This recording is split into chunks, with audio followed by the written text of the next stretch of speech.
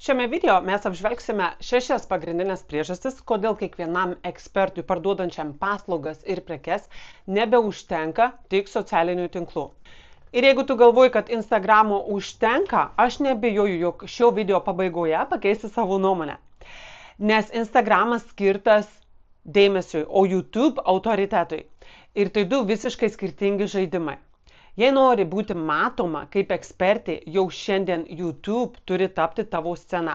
Ir pirmoji priežastis tai ta, jog YouTube yra paprasčiau atsiskleisti kaip ekspertui. Instagrame tu parduodi tik ištraukas, nes ypatingai per Reels, per istorijas sunku atsiskleisti kaip asmenybė ir parodyti tikrąją save. Todėl turinys socialiniuose tinkluose tai tik lašas jūroje, tai tik kabliukas. Bet giliam ryšiui su auditorija neužtenka tik kabliuko. Žmonėms reikia pamatyti tave kalbančią, dėstančią mintis, su visa tavo vidinė logika ir vertybėmis ir tikrąją tave. Tave be kaukės. YouTube tu gali kalbėti plačiau. Ir ne tik parduoti, bet ir parodyti, kaip mąstai, koks tavo požiūris į vienokius ar kitokius dalykus. Ir tai padaryti gana sudėtinga užduotis trumpuose video. Antra priežastis – YouTube pagal dydį yra antra didžiausia paieškos sistema pasaulyje. Tai reiškia, kad žmogus YouTube platformoje ieško atsakymų beveik taip pat dažnai kaip ir Google, tik vietoje straipsnių jie ieško video. Ir čia mes einame prie trečio punkto – YouTube priklauso Google. Todėl tavo video gali iššokti Google paieškoje. Nei Instagramas, nei TikTokas tokio pranašumo neturi. Ir YouTube yra vienintelė socialinė platforma, kurios turinys veikia kaip paieškos sistema. Tai reiškia, kad įvedus raktinį žodį tu gali gauti video įkeltą net ir prieš 5 ar 7 metus. Instagram tavo Reels ar postas gyvena apie 48 valandas, kartą į savaitę, o YouTube jį gali rasti net ir po 5 metų. Ir taip pat mes jau žinome, jog nuo vasario 19 dienos šių metų Meta atnaujino taisyklės ir visi nauji Facebook live įrašai yra saugomi tik tai 30 dienų, o po to yra automatiškai trinami iš tavo paskyros. Ką tai reiškia vartotojams? Tai reiškia, kad visos tavo vertingos tiesioginės transliacijos, pamokos ir svarbus įrašai, kuriuos darė iki šioliai, po mėnesio išnyksta ir jų tiesiog nebebus. O Instagram Reelsai taip pat tik laikini įrašai, nes dingsta po algoritmų ir naujų įrašų srautų. Aprašyme priseksiu linką, kuriame rasi visą informaciją apie Meta pakeitimus. Tad jeigu tu turi 100 video, YouTube tu gali būti surastas kasdien, visus metus be jokių papildomų pastangų. O tai yra kiekvieno eksperto trokštančio parduoti svajoniai.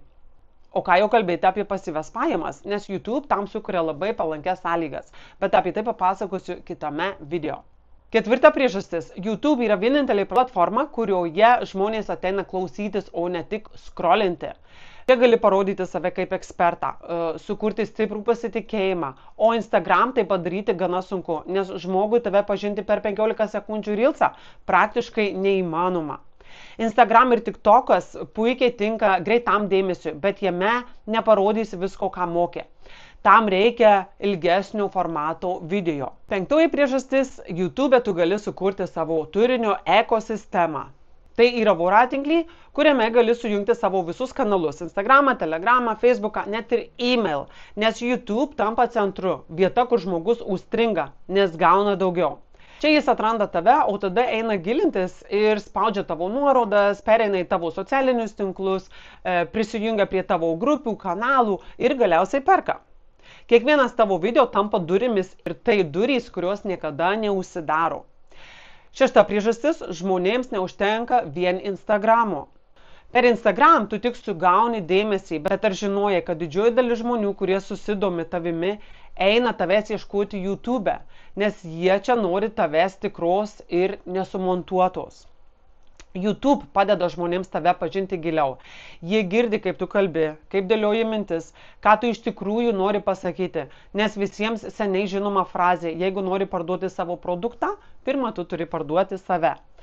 Tad jeigu nori būti pirmaujančių jų pozicijoje, tu nebegali ignoruoti YouTube. Tie, kurie pradeda dabar, aplenks visus, kurie dar dvejoja. YouTube nėra tik dar viena platforma, tai tavo eterio laikas, tai tavo šansas sukurti turinio biblioteką, kuri dirbs metų metus.